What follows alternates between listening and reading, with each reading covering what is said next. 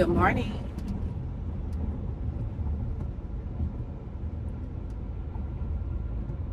I'm on my way to work and I was reflecting on the fact that February 29th, 2024 marks 28 years that I experienced giving birth for the first time.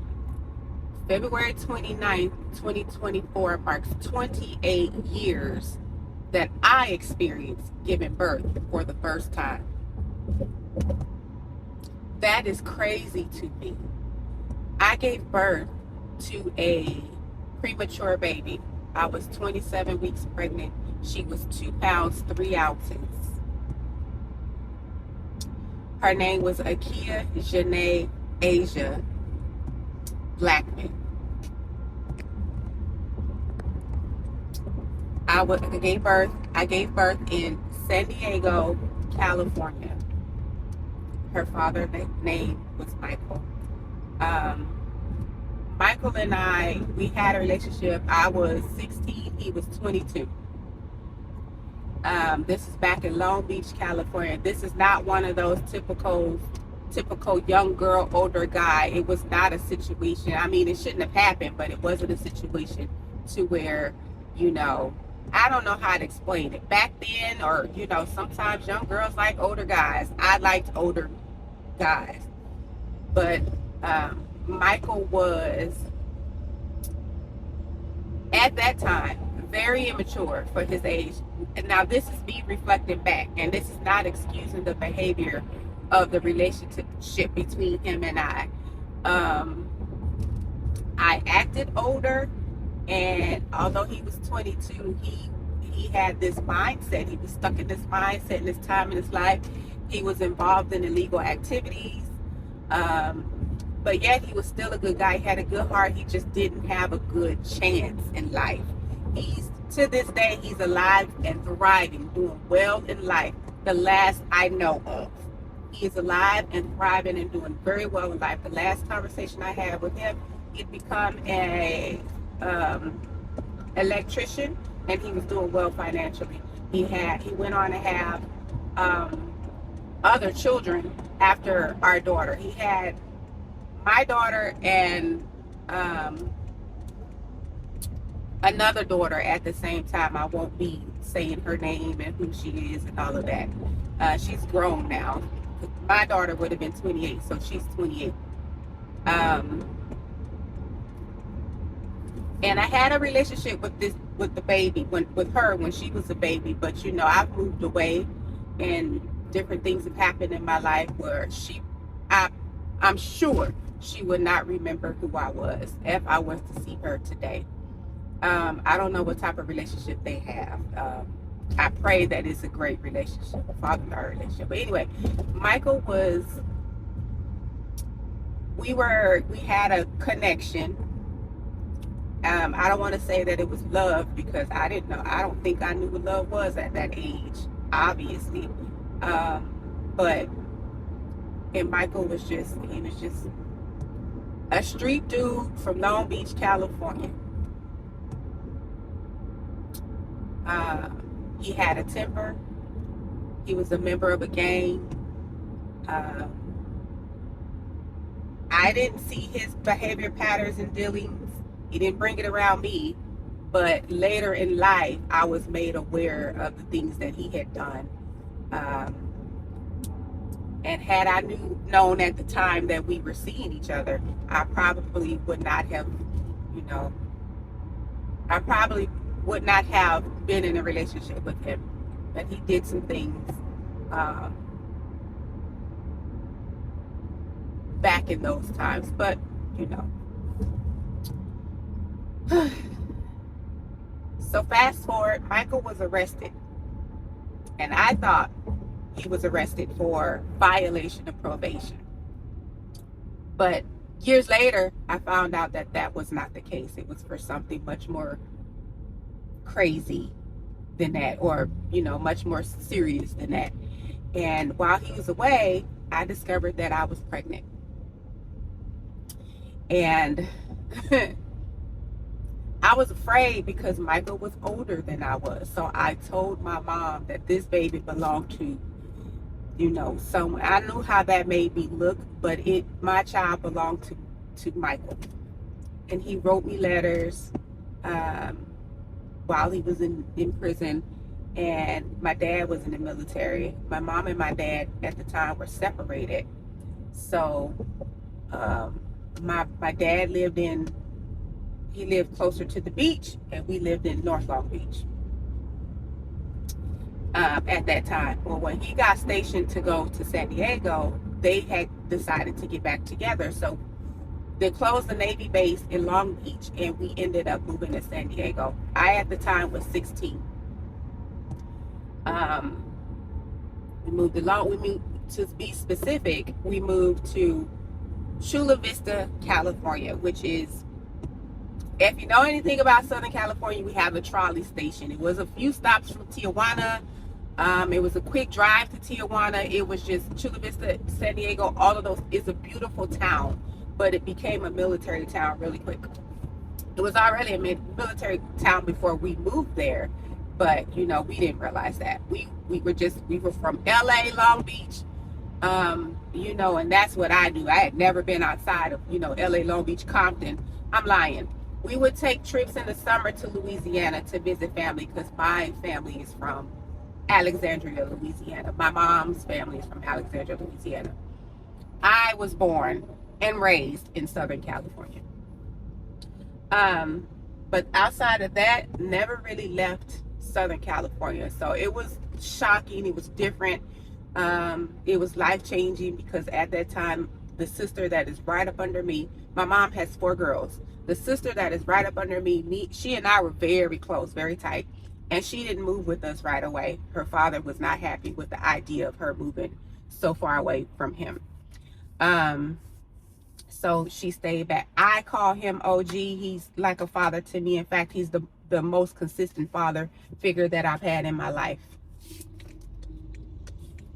So OG was not happy with her moving so far away from him. So she didn't come with us initially. So I discovered I was pregnant. I went to a high school for pregnant girls in San Diego, in Chula Vista. And I was so tiny. I was so skinny. Most of my life I had been very tiny. I want to say I was maybe 90 pounds when I was pregnant with her. And I remember a part of the program we were in, the teacher was walking us around the neighborhood, you know, getting us some exercise. And she called my name and she said, "Turn around." And she goes, "You can't even tell you're pregnant until you turn to the side." She said, "You're so cute and tiny, you know." And I just kind of smiled and I, you know, kept going. So, anyway, I used to play wolf with my family a lot. Oh my God, I'm in labor.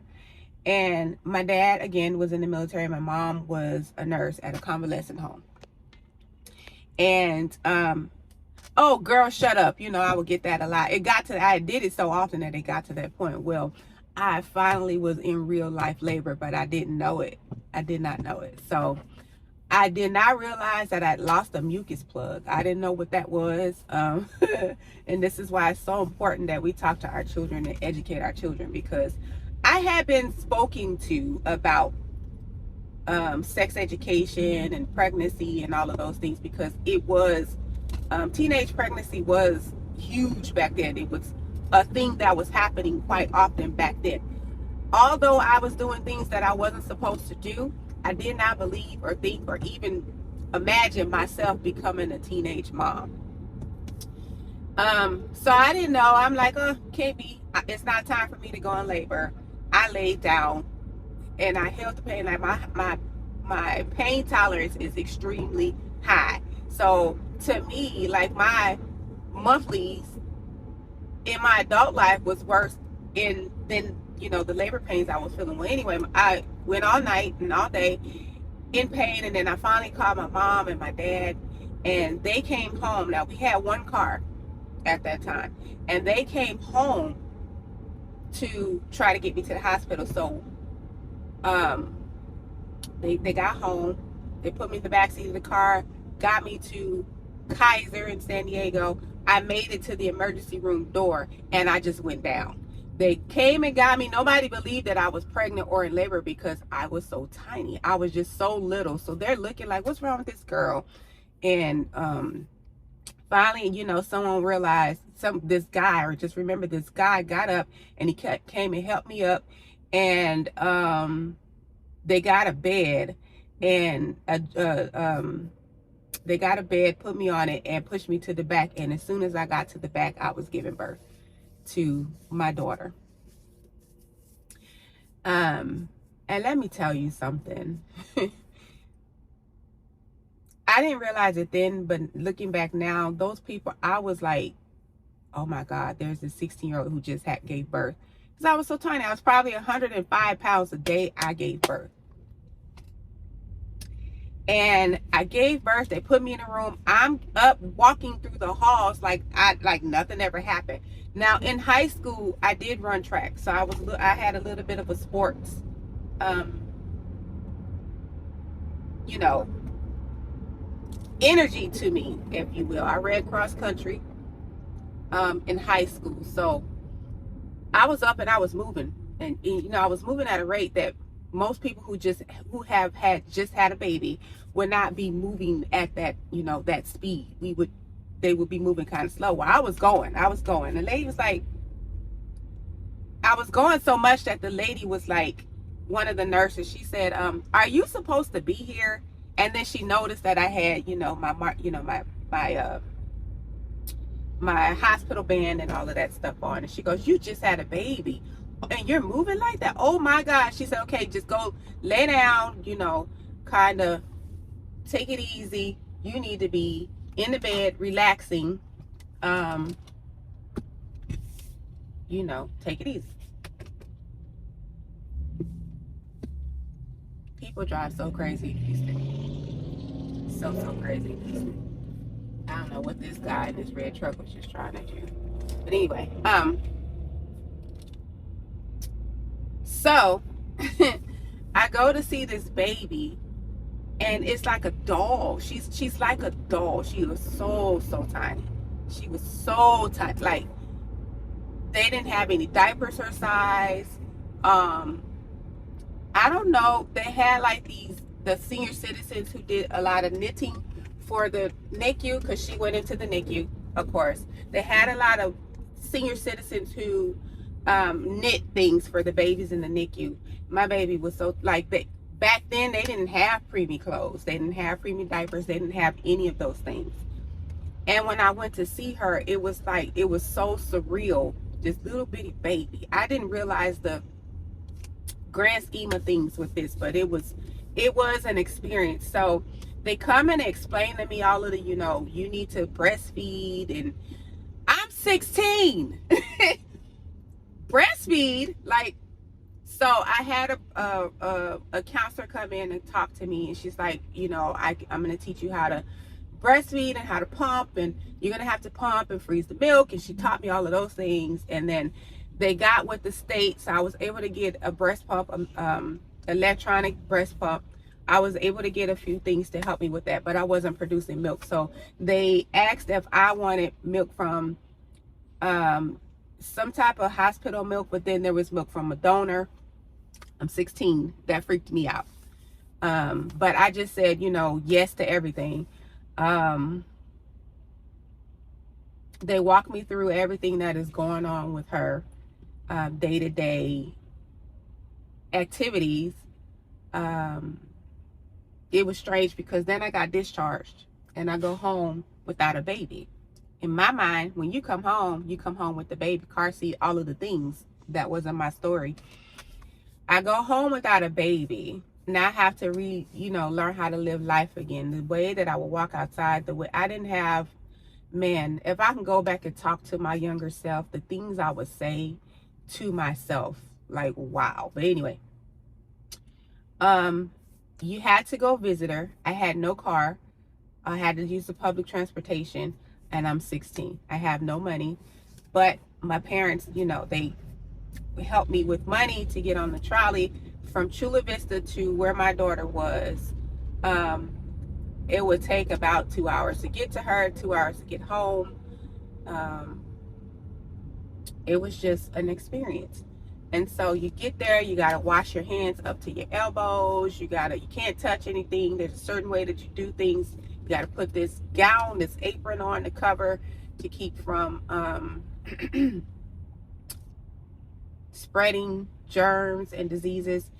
And I did that. So then there was another lady who also had a premature baby, older Black lady, and we kind of connected. I don't remember her name, and I didn't keep in contact with her. I wish I did, because she was really like the energy she gave to me back then, like even at that young age, I was able to feel what she was giving, and it helped me so much because my parents were working. You know, I didn't have a lot of support. My parents still had to take care of the household and, you know, do the things. They were there, but they were there as much as they could be while still working. My dad was in the military. He had a responsibility to the United States, to the country, and my mom was a nurse. So, you know, so fast forward, my daughter got sick.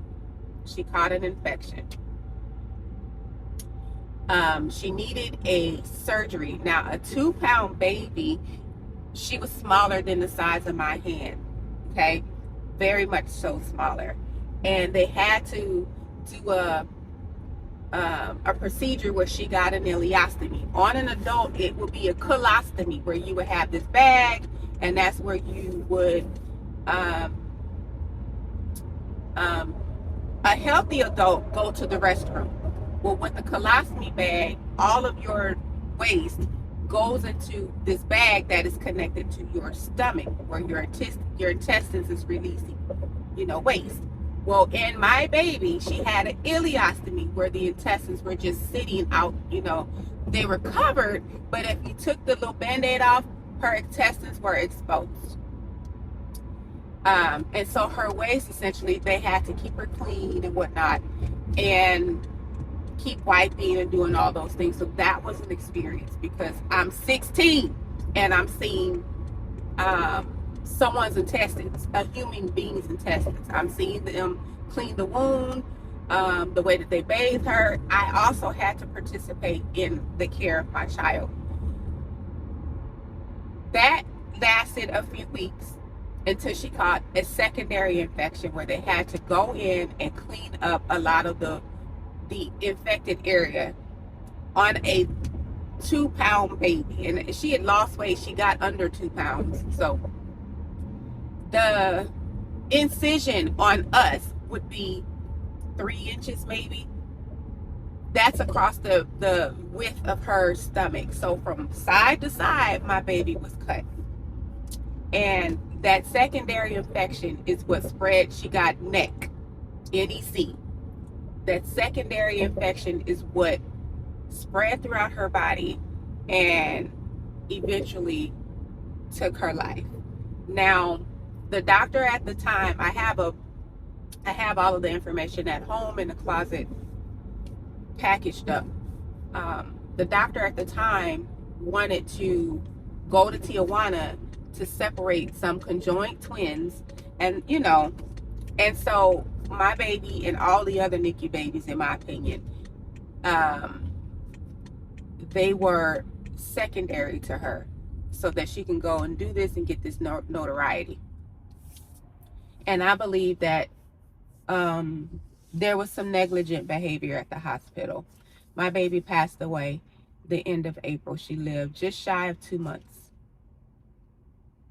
Just shy of 2 months. So now I'm 17 and I have to make funeral arrangements for my baby.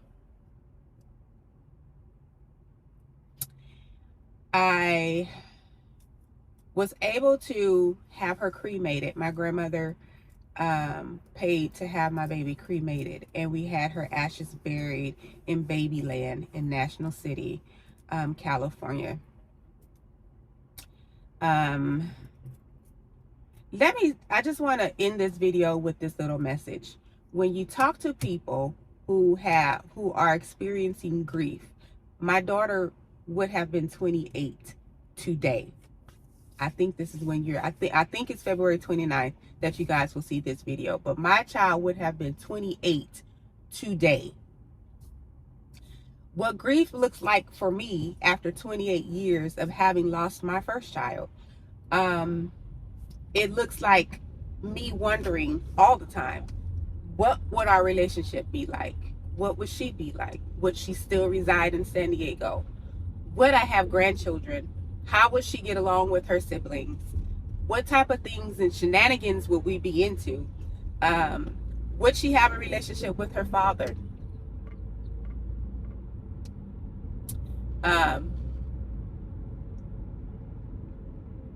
What kind of difference would she have made to the world? Who would I be had I raised the child to the age of 28? I went on to have give birth to 3 other babies, but they were all premature, and I've had several miscarriages, and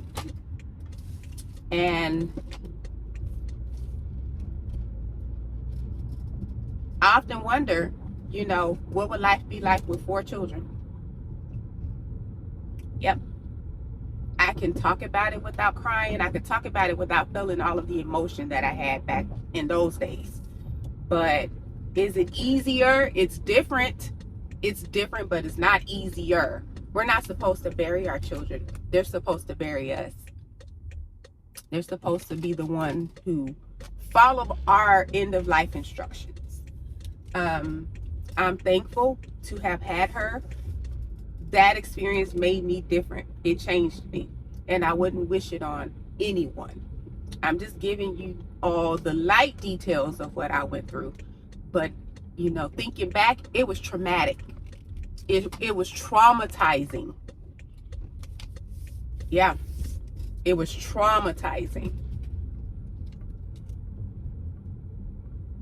I had a lot of emotions that I went through. I went through anger. I had hate for people who were abusive in their relationships, abusive in their pregnancy. So if I saw a woman smoking or drinking, I had this anger and fire inside of me because the only thing that I did wrong was have a baby at a young age. So yeah, so if you see someone who's grieving, or if you know someone who's lost someone, be patient and give them grace. Be patient and give them grace. That's all for my story time. Until next time.